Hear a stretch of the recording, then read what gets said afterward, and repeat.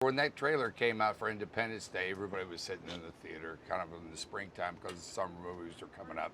And you see a shot of the White House, and then you saw it blow up, and everybody went crazy. And Roland just knows what audiences love to see. Your jaw drops. And not only that, but you know, he may be from Germany, but he has this point of view about America. He grew up just loving America. And it's movies. That's where he learned about America. And he has the greatest stories. And like I said, he knows what audiences want.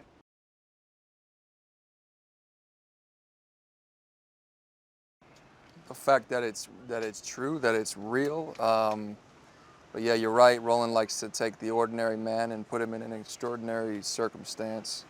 And I think it's important to see it because it's a part of our history. It defines not only the United States of America, but defines every country. I mean, it was a massive war. And there were many little battles in this war that are just as poignant, but this was a big one for the U.S. Navy. So.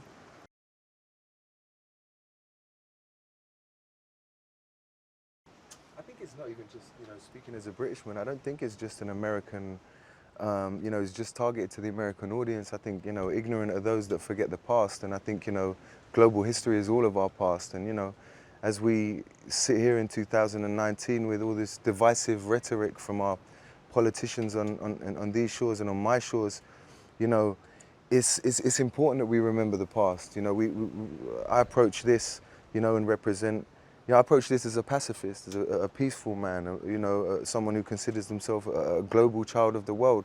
Yeah, I've got a British passport and a London accent, but, I feel the American soldiers, just like the Japanese soldiers, are as much my brothers. And we need to learn from the past and the history. We need to see why we have this luxury of privilege of relative peace that we live in, that means that we can argue with each other so much about politics and such, and be grateful for the sacrifices and bravery of the men that came before us.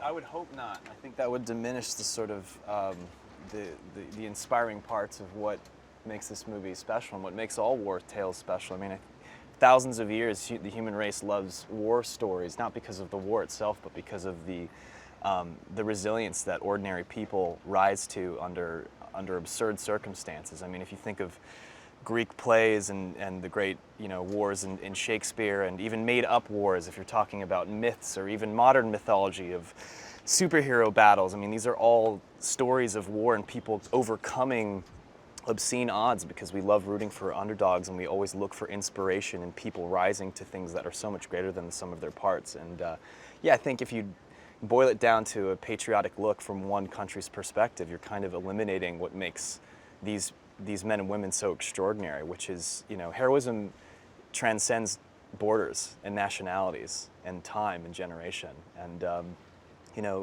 heroism doesn't necessarily show itself for people in uniform. It's people at home that are showing grace and strength, and they're people who are, young men that are scared, that decide that they have something in themselves to do something better, or people in offices that have to make very difficult decisions. And these are all brilliant, ordinary people that are really trying to do best by the people they love and the things they care about. And so there's absolutely no specific country that pertains to. That's every person in the world so.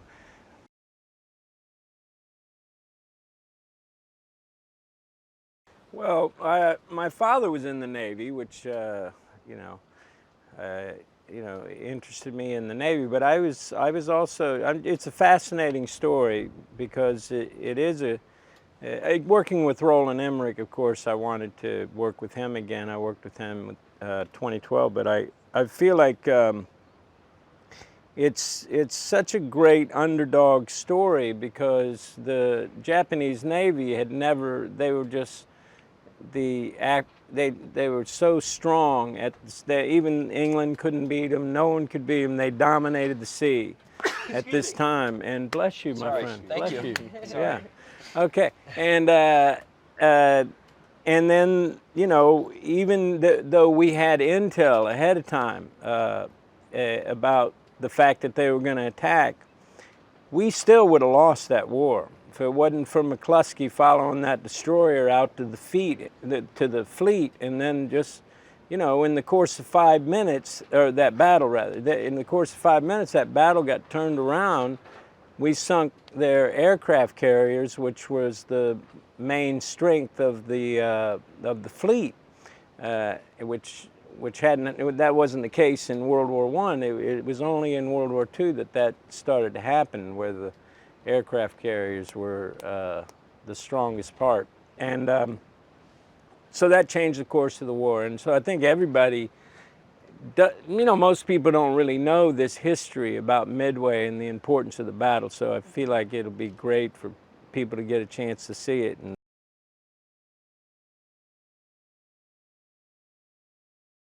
yeah. I think 100%. I think what's kind of beautiful about the power of art is that we can, you know, we can kind of penetrate the hearts and minds and consciousness of the people in a way that these politicians in their dry suits with their party rhetoric is just, you know, they just can't get through to the people, you know. And you know, what's beautiful about this is the kind of duality of the piece, in the sense that, you know, yes, it's Roland Emmerich, so we have all of that epic expanse and adventure and scale. You know, it's real Hollywood blockbuster stuff, but at the same time, it's, you know, Wes and Roland were so preoccupied with being historically accurate. You know, I'm reading accounts, and I'm seeing lines that we have in the script verbatim, you know, from these accounts. So it's a special thing. I kind of like the idea that you know, in history classes they could show this. I think I would have concentrated a lot more in history classes. They'd have shown a movie like Midway. So, you know, I think that's a beautiful thing, to blend the kind of epic fantasy and, you know, historical reality.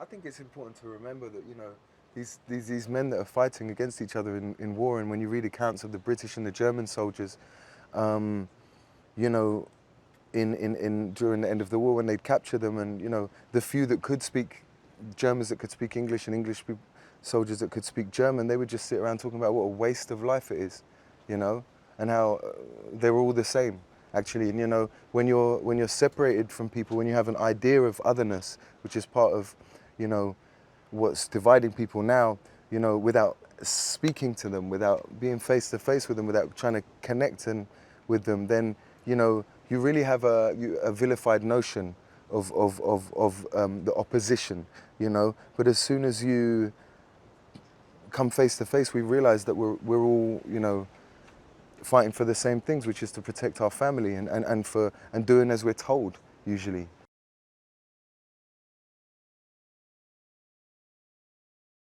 I think for war movies, but particularly this one,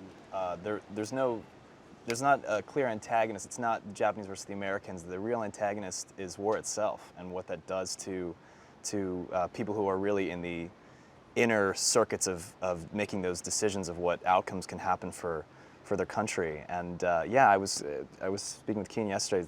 I'm glad Ed said the same thing. But some of the most moving parts to me, maybe as an American, was seeing this sort of almost deliriously inspiring valor of these men on these ships that had such a code of honor. That's something that I don't think I could ever possibly bring myself to do myself, and it was really, really inspiring. So yeah, just showing how brilliant, you know, both sides were. It isn't, you know, there's an awful bit of luck and a lot of chaos that dictates the outcomes of war, but, you know, when push comes to shove, the people who are in charge are really, like you said, it's a chess match. You have these, you know, Yamamoto is this brilliant military mind, as is, you know, folks like Nimitz and Leighton, people who are doing their best to serve the people they love. And in that regard, there really is no sort of other and versus in this film, at least. Again, the real bad guy is just war itself.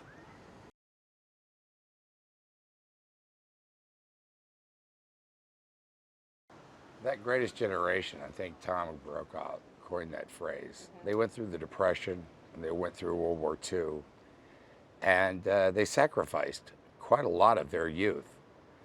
And they didn't ask for it. And now they're just about gone. My mom, she was 92, and she passed away a couple of months ago. And that generation, They had values, and they had that they lived and they walked. People, it's a great generation to learn from about keeping their promises. And I think everything that they had, we have today, and the youth of America has today, and our fighting forces and armed forces still have today. And it seems kind of confusing at times, but I think we're doing all right as a country, really.